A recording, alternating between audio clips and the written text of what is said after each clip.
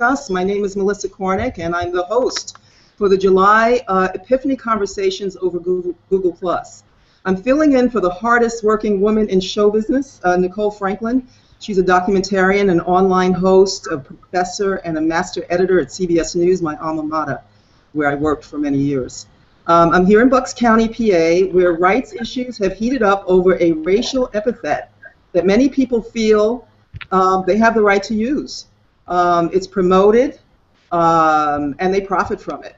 And so I was in the news business for many years, most of my career, and when there was something like that going on that offended people, we kind of determined how to get it banned, and we would get it banned, but not here in Bucks County. So tonight, I'm pleased to have 4 people discuss this issue. It's the R word, Redskin, what it means, the battle to have a school board and a principal ban it. I'd like to welcome Donna Boyle, a parent who's fought the lone fight for many years. Donna's First Nation background, and she will explain to us what her background is, along with the offense that it brings to her. Anna Mongillo Remy, who's the granddaughter of Bill Thompson, a Grand Lenape Chief.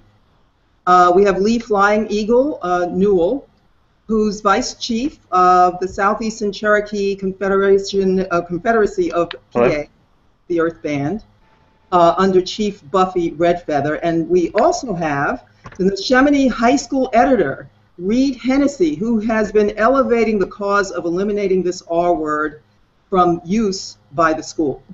I'd like to start with Donna, in fact, and Reid. Donna, the parent of the son who attends the school, and Reid Hennessy, the high school editor, just to bring us up to date on the recent decisions by the school for the use of this word. Well, I don't see Reid there, first of all, because he can explain more about the what's going on with the newspaper, the publication, the Playwikian. My whole thing was that I went to the Neshaminy School Board. Well, actually, I started out by, in 2012, when my son went to the high school, I went in for back-to-school night. And when I went in to, go to his classrooms and walk through the halls of the school, I saw the R word plastered everywhere.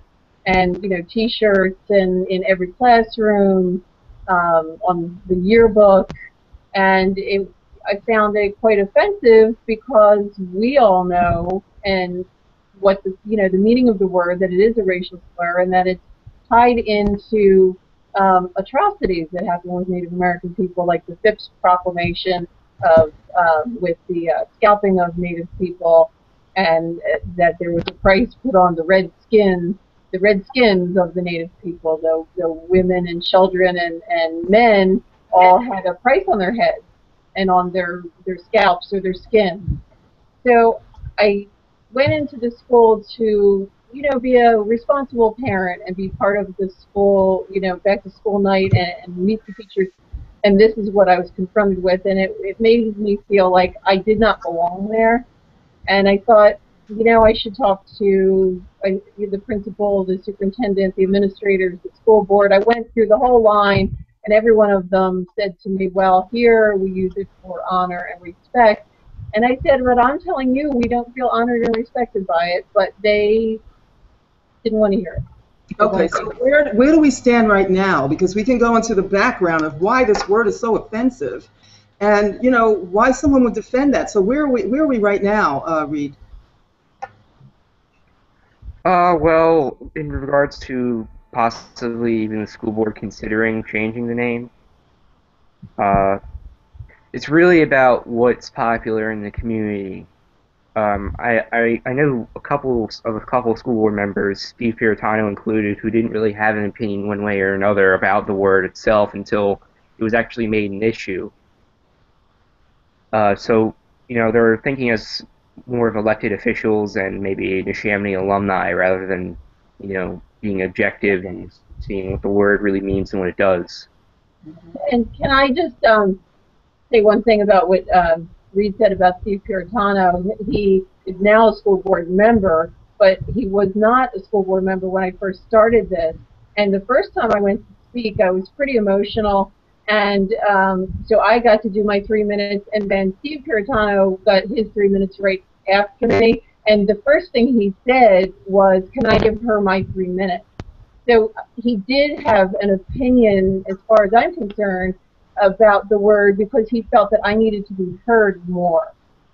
So something changed, and I know his son plays football, so I don't know if that has something to do with it. And then he became a school board member, so you know it's very political. You don't want to go against your, you know, your other board members, and that's what we've come across is that we have one big brain there instead of everybody having an individual brain. It seems like they're just all backing each other up. They're, you know, nobody can think outside of this and. What was the decision that there was a decision that was recently made about the use of this word in the school newspaper? What do you feel about that decision, Reid?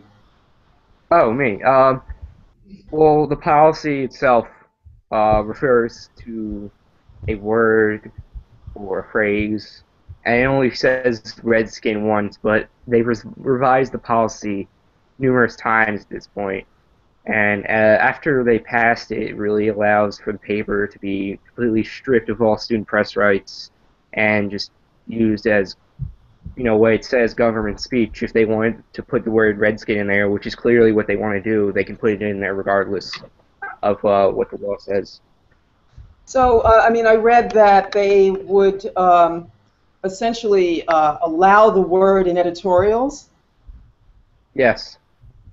And then there is also a process by which the building principal could put the word Redskin in there if he wanted to.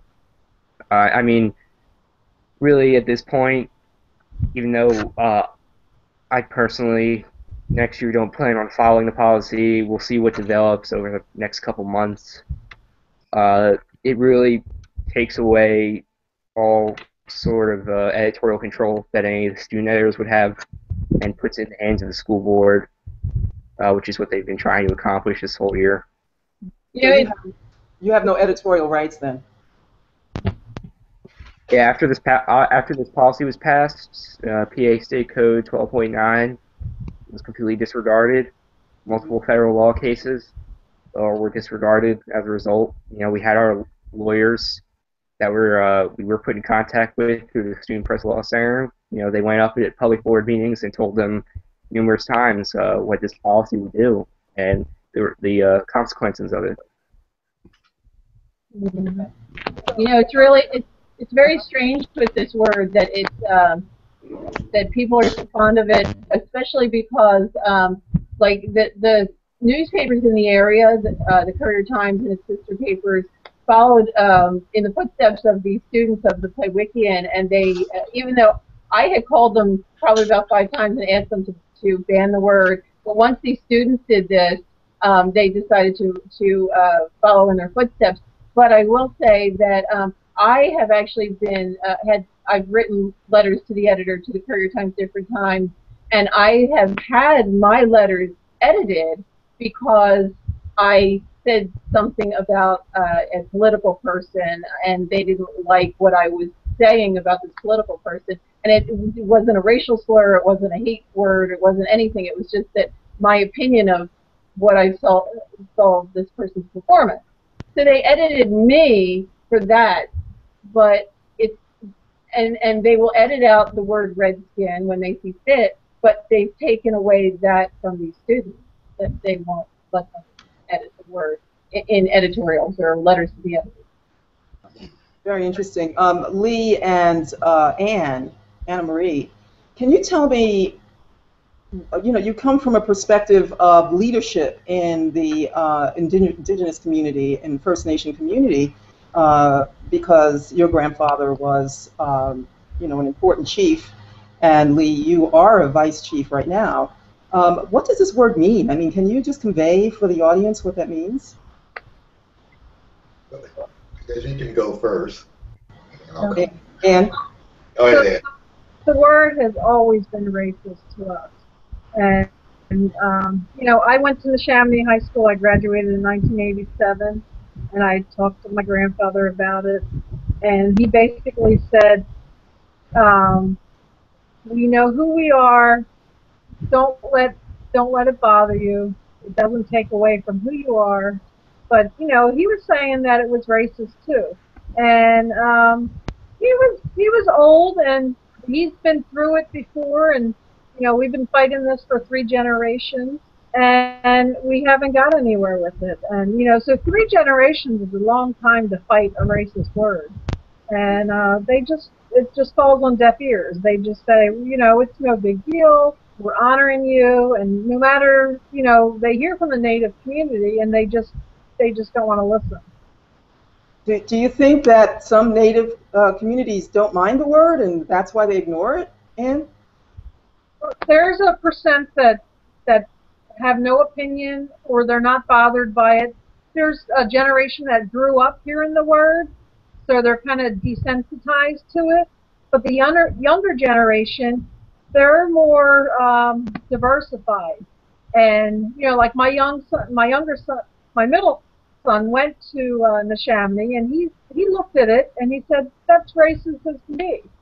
You know, they realize it's racist, and they don't understand all this racism because they hang out with all different, you know, all different ethnic groups, and they don't see color like the older generations do. You know, they actually kind of think it's stupid to make fun of other races. You know, but the older generation, they hold on to that. You know, they're not willing to change. So, Lee, do you agree with that the younger generation doesn't understand this term and why it's being used? You know, when I sit back and I try to figure out these little things going on in this country toward Native Americans, like I was saying earlier before we were on in the air, by Reid just taking a stand and saying what he feels is right, which is right, by the way, of being so, to me, it's almost like you're being anti-Native American or anti-Indian. But he's saying, you know, we shouldn't use this word. When I look at this word, I remember that this word was used with 2 words. It was used with an R word and an N word. Okay? So it started mixing in. Okay, not just by, you know, we were talking about the point, I call it the point system, where they're just taking body parts or scalps and getting money for it. But they started using that word, and then of course they started using the P word for Native Americans out, well, prairie, I should say, and then the N word on the back. So anything associated with these words, to me, is not in honor, as the school system was saying. I also heard, I guess it was last year, another school system, or school, I shouldn't say school system, but another school was saying, oh, it's an honor, that's why we're keeping this name. And I'm looking at the man like, what do you know about honor? There's nothing you know about honor. You want to honor, then you talk to us, and we will tell you how we feel and what we want. Yeah, we don't come and tell you how you should feel. So how are you going to tell us how we should feel? I think the kids today really want to stop all racism. Right? There's a lot of kids that do, because they have too many friends from different backgrounds, different mixes, and everything else. They don't have time for this. They're worried about getting through school. They're worried about getting through college. They're worried about getting a job. They don't have time for the racism. Anything racist, whatever it is, they don't have time for it. None. Donna, can you tell me some of the impact that this word has had on you?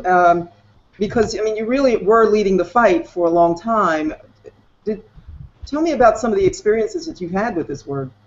Well, first of all, my dad grew up in Oklahoma, and he grew up during a time when there were signs on doors and windows saying no dogs or Indians allowed. So, you know, knowing that my dad came from that kind of, you know, degradation, kind of, you know, pushed me to lead in this battle. But the things that have happened since I took up this battle, I've had people call me horrible names and tell me to move to a reservation if I don't like it, leave their country if I don't like it, I should get out of their country. I've been called a half-breed wagon burner with a stick-up for ASSS who wants to start trouble. And these are people who started out by saying, we're honoring you, stop causing problems, we're honoring you, we're respecting you, and then they follow up with calling me names and telling me to get my son out of the school district. I've had to lock the gates on my driveway because I was afraid I would have damage to my vehicle. I've had people say, actually one woman with a school bus driver said, we should get a group of people together and go down to Donna Boyle Street and protest in front of her house. I mean, these are people that talk about honor. So after they said that, I realized these people have no honor. There was an overpass near Neshaminy High School, and they graffitied dead Indians on the overpass. Yep. And it was the only, the man that removed the graffiti said it was the only overpass with those words written on it in the entire area, and it was right outside of Neshaminy. Right. So that's the kind of thing, when you have these mascots, these racist mascots, it draws that kind of behavior, provokes that kind of behavior. Yeah. Now, Bucks County is actually, there's a lot of schools and towns and buildings named after Native Americans. Can you name some of those, Ann and Lee? Yeah, I think that's when I first moved out of when I first went to Levittown, New Jersey, which became Willingboro. My dad was saying to my sisters, I was still young because my sisters are older than I am. I'm not going to say how old because they might be listening. I don't want to get smacked. But, you know, my dad said, you guys are mostly Indian. You have other mixes in you, but you're mostly Indian. But it's not always a good thing to say. And this was back in the 70s, you know, early 70s. We come here to Pennsylvania. It was more like when my sisters were gone, it was just my brother and I. So my dad was like, well, I'm trying to, basically he told us years later, I was trying to raise you guys more as Americans than Native American mix. And that's his right if he wants to do that. But he was just trying to get us not involved with the systematic racism of Native, you know, being a Native American. But when I came here to the junior high school, I went to the school, and what does it say? Or what do they say? It's Lenape Junior High School in Doylestown. I say, Lenape? That's not the right word. Okay? So, of course, I said, okay, it must be an English version, so maybe I could go to it. It wasn't my favorite school to go to, because I ran into a lot of different racism at the time. And mostly because people thought, well, you're darker, you're probably from Africa or something like that, you know, stuff like that. And, you know, it was just like that in Doylestown. You had people that like you, and then you had just a few that didn't like you. But the few that didn't like you wouldn't tell you. They might do something. They might write something on someone's house. They might yell a certain word to you, and then you have to end up almost in a fight.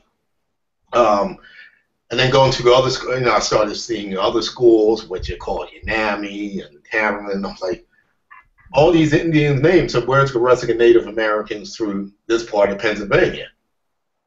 And not only names, but things that say Indian Valley, and, you know, there's a lot of references to where people lived at the time. Right. There's a lot of Native American names still left on streets and buildings and that's the streets from here all the way to Philadelphia, right? Right. And Levi, what you were saying about because you can see that we all look different, there are certain features that some of us have, like I have an Asian look, and then you have Native Americans that are black, and then you have, you know, Native Americans that look like Ann. And there was always, if you look different, there was always some names that were being brought up, and I think that made us a little bit more sensitive too, because growing up in the 70s and having an Asian look, and it was during the Vietnam War, I was called Chink and Gook and non-baby and that kind of thing. Well, see, and that's the thing with a lot of us, that sometimes we fall into different categories of racism.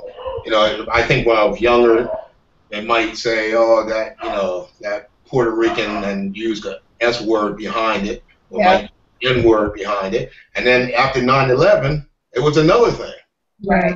Walking to Barnes and Noble, and people were jumping out of my way because back then I had a small beard, Mhm. And I was telling my dad said, because you look like you're from overseas now.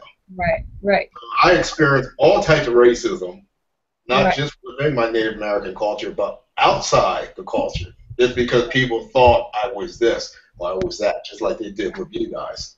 So Anne Marie, you have you blend. Yeah. You blend in because the greater culture here that settled basically took the rights and the land away, right, a long time ago, and intermarried with the people. And so you must confront this in a different Well, way. I'm Native American descent. I'm so watered down, but I follow my cultures, and people make fun of my family, and they're my ancestors. You know. So, but I'm saying that you must hear things because you kind of fit in. So you must be Oh exposed to things that say Lee may not hear. well, I'm half Italian. Hmm. I hear a lot of stuff. I don't look Italian either. I Yeah. hear a lot of stuff about Italians, and then when people say to me, "Oh, well, what are you?" When I tell them, they're like, kind of like, "Whoop," you know. And when people say a lot of things about Native Americans, when we studied it in school, I mean, I heard all the natives were all dead. There's none left. I'd run to my grandfather and say, they said there's no Native Americans left anywhere. And he would say, that's not true. And so I've always heard lots of racist things. Yeah. My whole life. So Reid, you basically kind of learned about what was going on through your work at the paper. Tell me a little bit more about the newspaper, what it is, and how it became a national story. The name of the Well, the newspaper. paper itself it's called the Playwikian, and that's after kind of the Playwiki Park area, which is also a Native American name. And that was named in 1932 when it first started, but that was back when the high school was called Langhorne Middletown. So yeah, there's a lot of aspects, especially within my community, that center around the Native American culture and community. And so how did you start getting introduced to the fact that this was a conflict, that the use of the name was a conflict? Well, I was kind of sheltered from it up until ninth grade, because before then there was never any sort of discrimination or racism. There wasn't anything like that. I hadn't been exposed to it yet, and I was to a certain extent too young to really comprehend exactly what was going on, or what the word Redskin meant and what it did. And then when I first started on the paper in ninth grade, I was an editor in the opinion section, and I kind of started researching it and kind of looking around, just generally looking at the logo even of the Neshaminy High School, and found out a lot of things that I didn't like. And then when this opportunity arose, when a group of editors had finally, when there was enough editors, had decided to address the issue, with it being on the national scale, I saw it as my opportunity to finally possibly maybe make a change, not just to my paper, but to my community. And so how did this grow? What you said you saw some things you didn't like. What were they? Well, the logo itself isn't inaccurate. I volunteer at a place called Pennsbury Manor. It was William Penn's home. It's a historical site, and an integral part of visiting there is learning about the Native Americans. And there's a lot of artifacts and a lot of accurate depictions.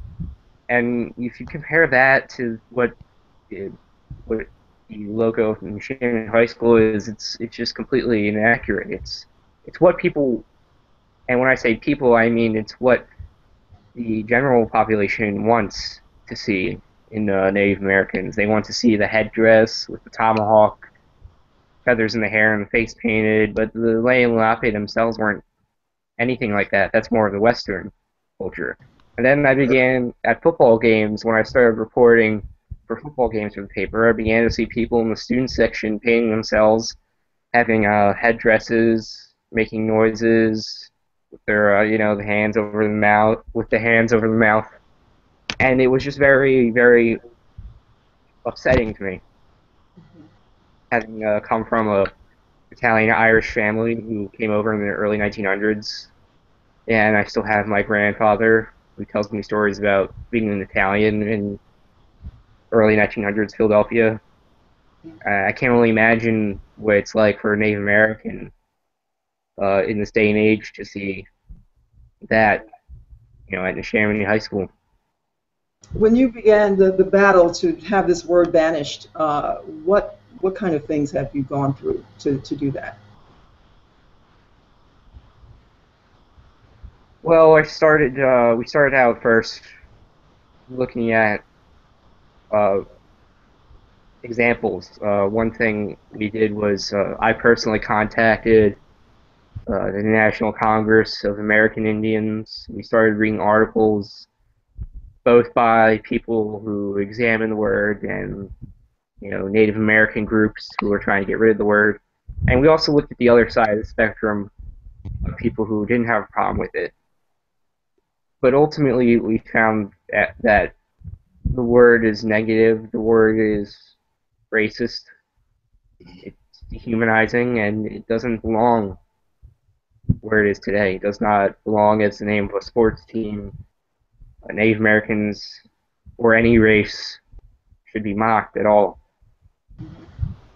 I work on a lot of human rights issues, so I would like to ask everyone, what would you like people to do?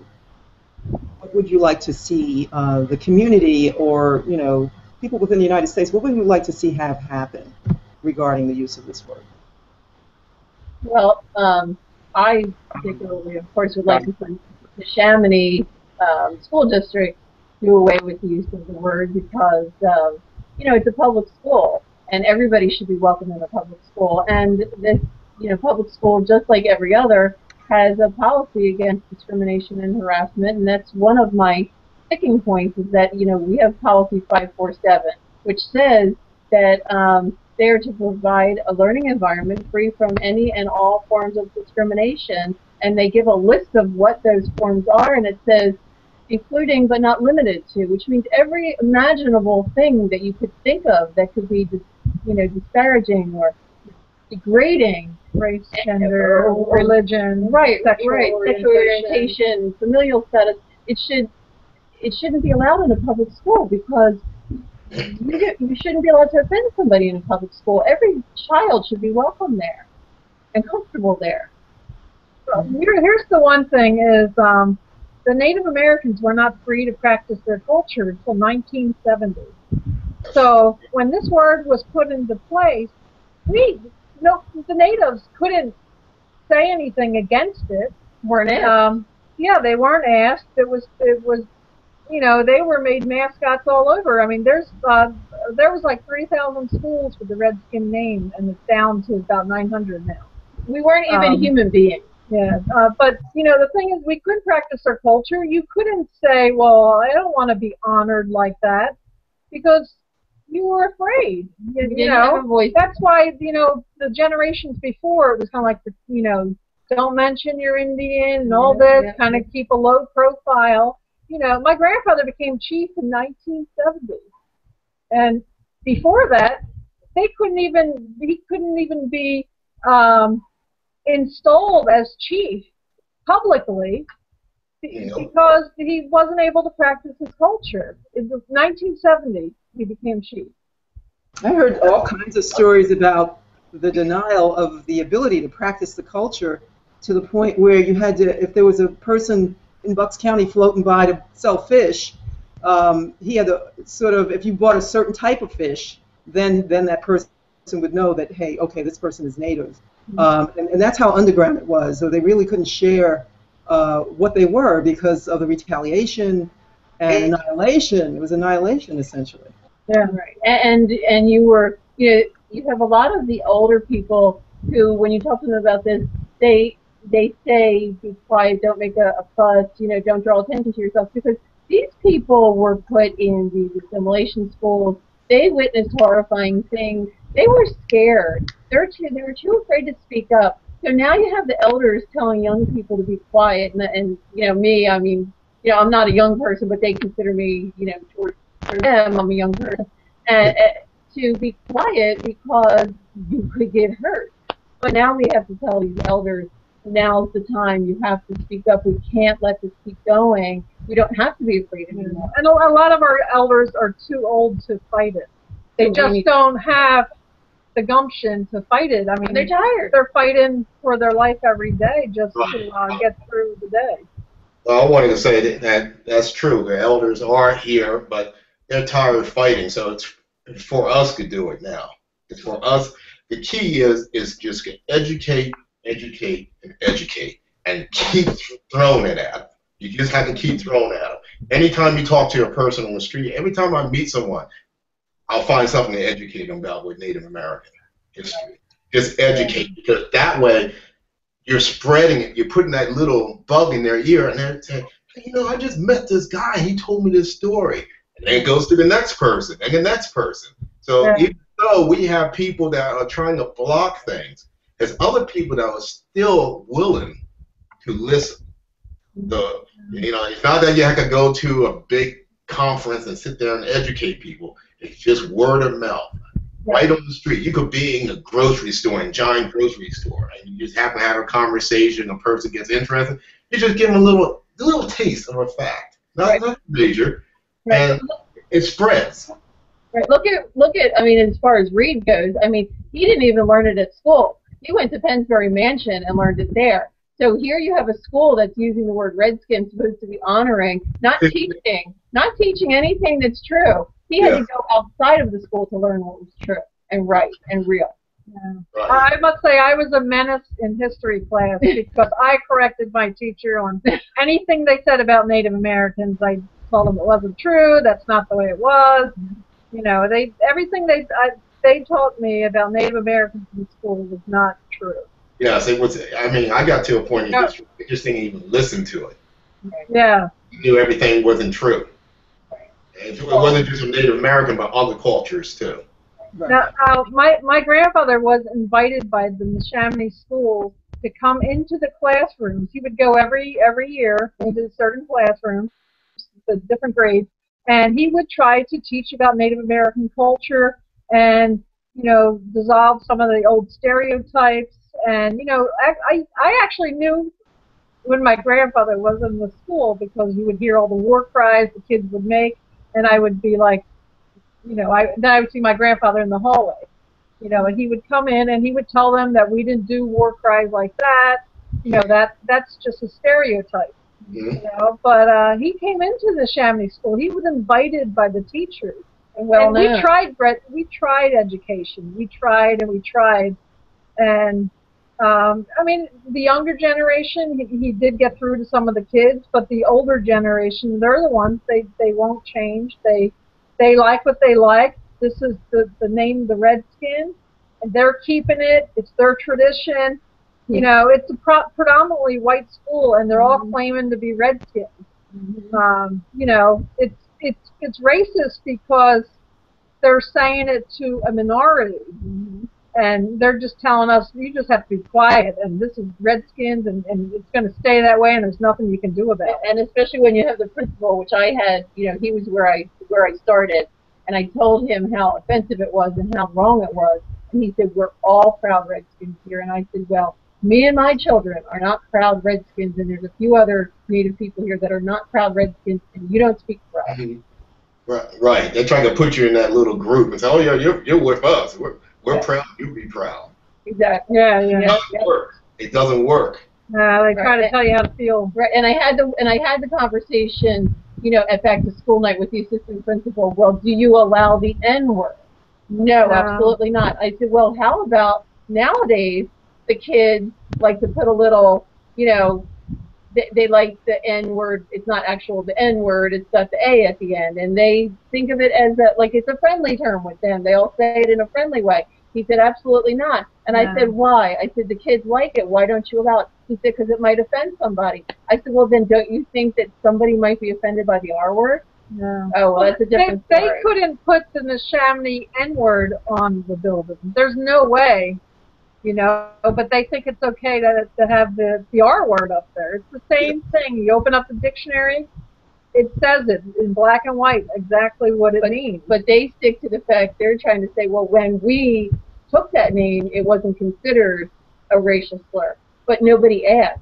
Nobody asked if it was offensive, and just the fact that you couldn't practice, that you couldn't say that you were Native American, and that nobody even thought to ask you because you didn't meet, you weren't important. That's enough to say that they should listen now. It's a racial slur, and they should listen now. Mm-hmm. Well, a lot of the rights that we have were developed. The Iroquois nation has to do with our constitutional rights and inputted on those rights. So when you talk about, just speak up, Lee, and Anna Marie, you're saying just talk, just, put the word out there and inform people. And, of course, Reid's doing the same thing, as is Donna. And I studied strategic communications at Columbia, and they always said that just one-on-one is the best and most powerful form of communications. Do you think that there has been an impact on some of the people, Reid? Do you think people have changed their attitudes about this? Oh, I know of some people who have certainly changed their views. Some people have begun to see it as offensive. Some people, personally, may not view it as offensive, but they recognize the fact that people are offended by it, and they're not going to encourage the use of the word or support it because they see the harm it does. So there are certainly people who are willing to learn and grow from education. But one problem that I and fellow editors of mine always run into, it's usually people in my own age group who are the ones who are willing to learn and be educated and possibly change their views. It's not ever the people who are, in this point, on the school board. Many organizations that have written to the Playwikian that we've been in contact with, and me personally, such as the National Congress of American Indians, the Anti-Defamation League, Neshaminy alumni, local Native Americans write in, and they never hear a response, and they never hear anything back from the school board or the building principal, because they're not even willing to read or hear a phone call from them. So what's the next step, Donna? What comes up now? Well, I mean, my complaint right now is it's active, and it just takes a while. It's the government. It takes a little while. So it's active. I don't know at this point where it's going to go. We had interviews, but I can say that if the state of Pennsylvania can't help me, my next step is Washington, D.C., the Department of Justice Civil Rights Department, Commission. I will go to them.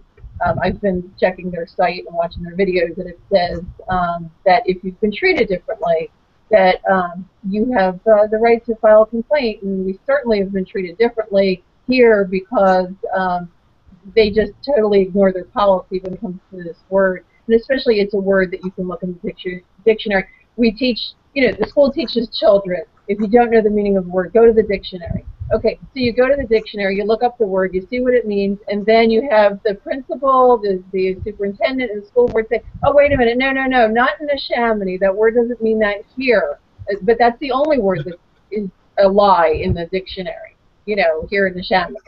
So, and one thing, the Playwikian newspaper is an award-winning newspaper. It has brought great pride to our school district for a long time. Award-winning, national award-winning. And their teacher has won awards, the students have won awards, the editors have won awards. And this school board and school district is punishing them for doing the right thing.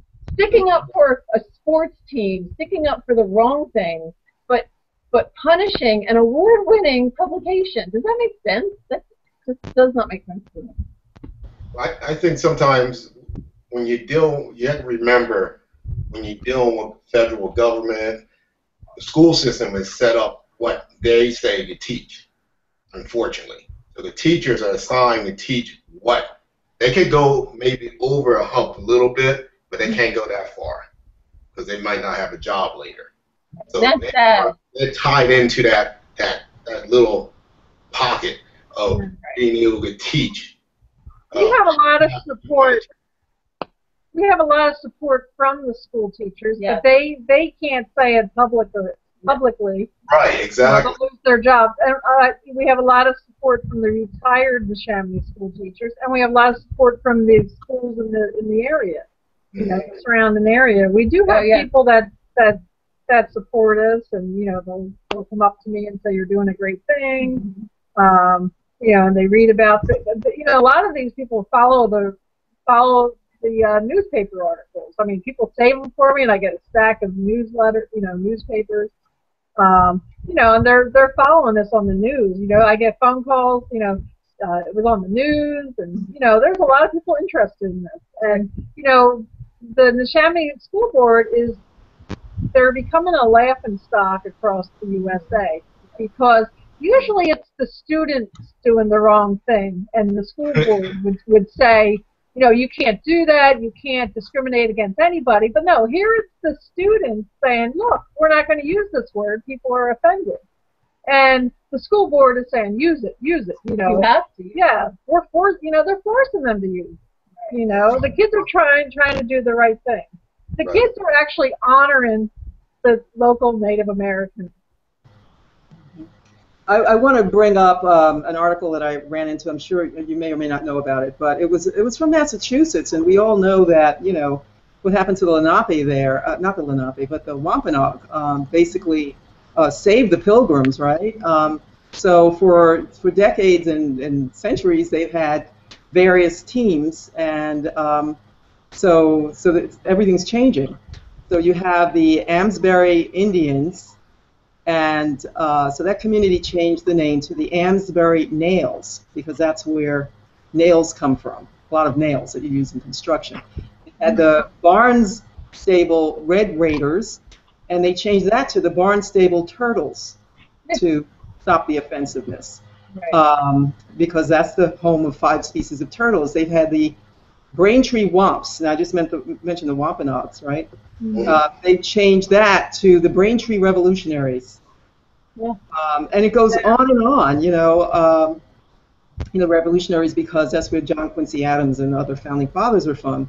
The Grafton Indians was changed to the Griffins.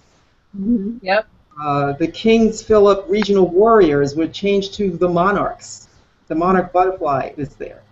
So, you know, so it's not difficult to make a shift, and not just for the natives, but, you know, for people like Reid, that, you know, don't want to really participate in something like that. And I'm sure, Reid, you don't even want to have that conversation anymore. You like to just see it go away and be fixed.